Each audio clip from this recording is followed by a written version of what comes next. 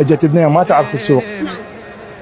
ب 14 رمضان ودعمتها، جاي تجيب النتيجه ام الكليه واختها. لا اله. اي والله جاي تجيب النتيجه مال المرحله الاولى كملت، جاي تجيب النتيجه فرحانه ماخذ اختها وياها. اي هاي من اجل عندي درس هنا مساعد. الحمد لله تفتخر. اي تفتخر. اي تفتخر الحمد لله، بس والله صار وياها هم حادث هسه.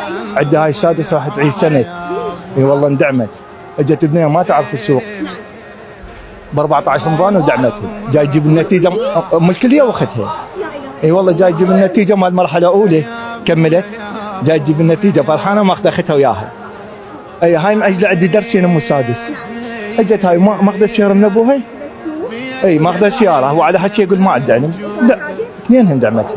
هاي عندي كسر بالحوض، هسه وحده كسر بالحوض. لا اله. اي والله وراح تعيش سنه. ام السادس؟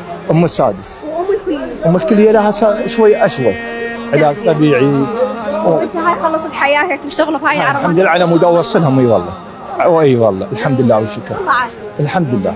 هو هذا الاب اللي يشتغل تعب على مود اوصلهم، وهي شهاده سلاح للبنيه، السلاح الوحيد هي شهاده تفيدها بالمستقبل لاطفالها زوجها. هاي الشهاده تفيدها. هسه يقولون تعيين ماكو، ما ادري انك تعبان وانت تذيب وكراويه هاي ام الكليه 105 6. ها المتى باكر عقبه الزواج؟ قلت لهم لا هاي الها. اي والله والحمد لله والشكر. الله يحفظك. الله يسلمك الله يسلمك.